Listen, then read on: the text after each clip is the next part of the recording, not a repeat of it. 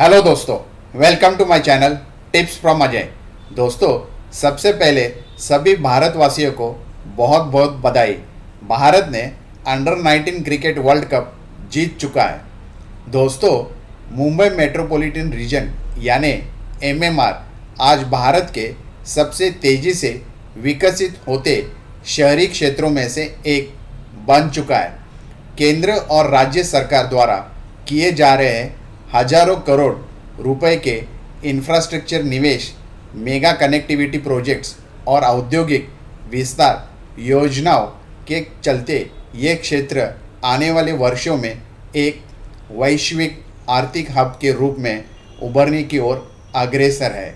दोस्तों, एमएमआर को वर्ष 2047 तक $2 ट्रिलियन अर्थव्यवस्था बनाने का लक्ष्य रखा गया है, जिसे तहत मेट्रो नेटवर्क, अंतर्राष्ट्रीय हवाई अड्डा, हाईवे कॉरिडोर, कोस्टल रोड और स्मार्ट सिटी प्रोजेक्ट्स पर बड़े पैमाने पर काम चल रहा है। दोस्तों, इन सभी परियोजनाओं का सीधा प्रभाव रियल एस्टेट के मांग पर पड़ रहा है, जिसे आवासीय और वाणिज्य प्रॉपर्टी की मांग और कीमतें में निरंतर वृद्धि देखी जा रही है। ऐसे में निवेशकों, घर खरीदारों को और रियल एस्टेट से जुड़े लोगों के लिए ये जानना बेहद ज़रूरी हो जाता है कि एमएमआर के कौन कौन से ज़िले और इलाके भविष्य में सबसे ज़्यादा प्रॉपर्टी ग्रोथ दिखा सकते हैं और कहाँ निवेश करना सबसे अधिक लाभदायक साबित हो सकता है। दोस्तों, इस वीडियो द्वारा हम विस्तार में समझेंगे कि 2 ट्रिलियन से अधिक के इंफ्रास्ट्रक्चर निवेश के चलते एमएमआर में कौन कौन से क्षेत्र सबसे तेज़ी से विकसित हो रहे हैं, उनका प्रॉपर्टी मार्केट पर क्या प्रभाव पड़ेगा और आने वाले 5 से 10 वर्षों में रियल एस्टेट का भविष्य कैसे रहने वाला है।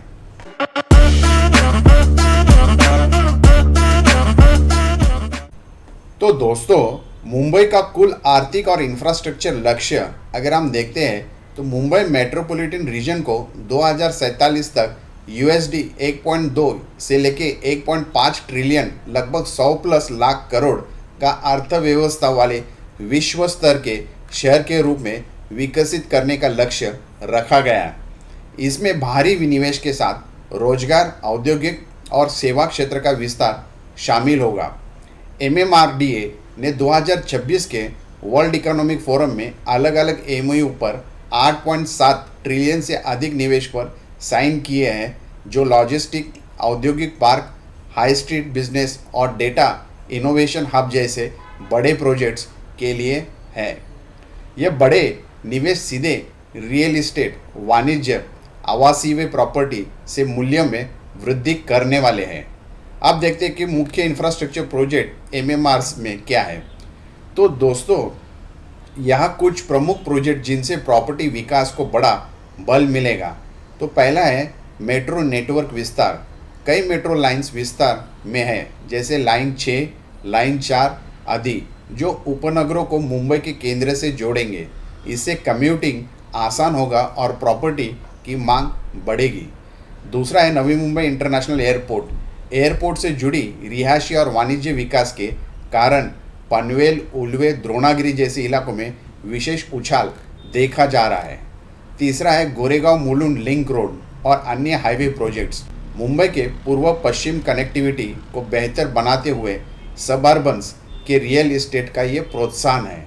होता है समुद्री मार्ग और कोस्टल रोड, पश्चिमी मुंबई को और तेज़ी से जोड़ने वाले प्रोजेक्ट्स, जिससे बांद्रा, वर्सोवा जैसे प्रीमियम मार्केट्स के रेट आगे बढ़ेंगे। अब देखते हैं कौन कौन से जिले हैं क्षेत्र सबसे ज़्यादा वृद्धि संभावित है। तो मुंबई मेट्रोपॉलिटन रीजन यानी एमएमआर सभी मुख्य जिले हैं, खासतौर पे मुंबई सिटी और सबअर्बन्स, ठाणे जिला, नवी मुंबई रायगढ़ जिले के हिस्से सहित पालघर जिला, बेवसा व विरार और अलीबाग रायगढ़ बेल्ट, कल्याण डोंबिवली भिवंडी बेल्ट, पनवेल और आसपास के नोड्स। तो इन सभी को एमएमआर ग्रोथ मोड्स के रूप में विकसित किया जा रहा है। अब देखते हैं कि उभरते हुए प्रमुख रियल स्टेट के कहाँ पे क्या इम्पैक्ट आएगा। तो मुंबई मेट्रोपॉलिटन रीजन में चल रहे मेगा इंफ्रास्ट्रक्चर प्रोजेक्ट्स के कारण कई नए इलाके तेज़ी से डेवलप हो रहे हैं। इन क्षेत्रों में आने वाले वर्षों में प्रॉपर्टी की कीमतें और रेंटल डिमांड में मजबूत उछाल देखने को मिल सकता है। तो सबसे पहले बात करते हैं ठाणे और आसपास के रीजन में। तो अगर ठाणे की बात करते हैं तो प्रमुख क्षेत्र जो है वो है घोड़बंदर रोड, वडपे माजीवाड़ा, कलवा मुंब्रा बेल्ट, ठाणे ईस्टेट और वेस्ट कॉरिडोर। विकास के कारण अगर हम देखते हैं इसके पीछे क्या हो सकते हैं तो मेट्रो लाइन 4 या 5, Thane Borivali tunnel, eastern express highway और बिजनेस पार्क और आईटी हब, ये इस एरिया को बूस्ट करने वाले। तो निवेश की संभावना मिड सेगमेंट और प्रीमियम हाउसिंग में तेज़ ग्रोथ दिखाई दे सकती है। 5 से 7 सालों में 25 से 40% तक रिटर्न की संभावना हो सकती है। रेंटल यील्ड मजबूत, खासतौर पे आईटी प्रोफेशनल के कारण। तो बेस्ट फॉर एंड यूज़र और लॉन्ग टर्म इन्वेस्टर्स को ये देखा जा सकता है। दूसरा है नवी मुंबई, उल्वे, द्रोणागिरी, पनवेल, खारघर। अब इसमें प्रमुख क्षेत्र जैसे उल्वे, द्रोणागिरी, खारघर, तलोजा, पनवेल के बारे में बात की जा रही है। इसके पीछे विकास का जो कारण है, सबसे पहले Navi Mumbai international airport, Atal Setu, Mumbai trans harbour link, metro line, सिब्स और लॉजिस्टिक पार्क, और इसके साथ साथ जेएनपीटी कनेक्टिविटी, और जो खारघर में BKC2 आ रहा है। निवेश की संभावना सबसे तेज एप्रिसिएशन जोन देखा जा रहा है। इस जोन में 30 से 50% तक का ग्रोथ पॉसिबिलिटी हो सकता है 5 से 8 साल में, और high rental demand airport staff plus corporate की वजह से हो सकता है। तो ये किसके लिए बेस्ट है? हाई ग्रोथ इन्वेस्टर्स के लिए। तीसरा जो बेल्ट देखा जा रहा है मीरा रोड, भाईंदर, भिवंडी, वसई, विरार बेल्ट। इसमें प्रमुख क्षेत्र जो देखे जा रहे हैं यह है मीरा रोड, भाईंदर, भिवंडी, नालासोपारा और विरार। विकास के कारण अगर हम देखते हैं तो मल्टी मॉडल कॉरिडोर यहाँ पे रहेगा। वेस्टर्न रेलवे अपग्रेड, खास तौर पे बुलेट ट्रेन कॉरिडोर जो भविष्य में आने वाली है, मुंबई से अहमदाबाद चलेगी, और वेयर हाउसिंग व प्लस लॉजिस्टिक हब देखा जा रहा है इस एरिया में। निवेश की संभावना अगर हम देखते हैं तो अफोर्डेबल हाउसिंग का हब ये बनेगा। पहली बार घर खरीदने वालों की पसंद यहाँ रहेगी, और 20 से 30% तक की ग्रोथ यहाँ पे संभावित है। किसके लिए ये बेस्ट हो सकता है? तो budget buyers plus rental home के लिए। चौथा जो एरिया है ये अंबरनाथ, बदलापुर, दक्षिण पालघर वाला जो प्रमुख क्षेत्र यहाँ पे देखा जा रहा है। Ambernath east west, Badlapur, Boisar, Palghar town. अब यहाँ पे विकास के क्या कारण हो सकते हैं? तो MIDC industrial hub, local train विस्तार होगा, NH48 कनेक्टिविटी और लॉजिस्टिक कॉरिडोर।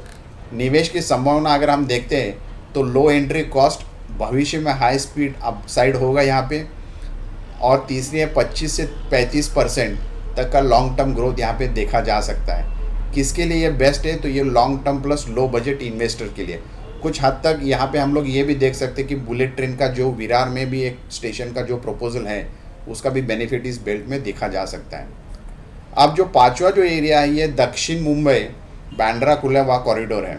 तो प्रमुख क्षेत्र इसके हैं बांद्रा कुर्ला कॉम्प्लेक्स, लोअर परेल, वर्ली, कुलाबा और ख़ास तौर पे नरीमन पॉइंट। यहाँ पे विकास के क्या कारण हो सकते हैं? तो basically coastal road, metro line 3, financial district और लग्जरी डेवलपमेंट प्रोजेक्ट्स।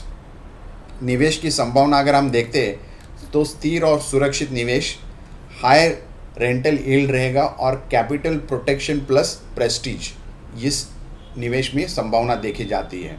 बेस्ट किसके लिए हो सकता है? ये HNI प्लस लग्जरी बायर्स के लिए ये बेल्ट देखा जा रहा है। तो प्रॉपर्टी पर इंफ्रास्ट्रक्चर का असर क्या होगा? तो कई रिपोर्ट के अनुसार प्रमुख मेट्रो लाइंस का आसपास प्रॉपर्टी रेंट्स में 15 से 25% तक वृद्धि दर्ज हुई है।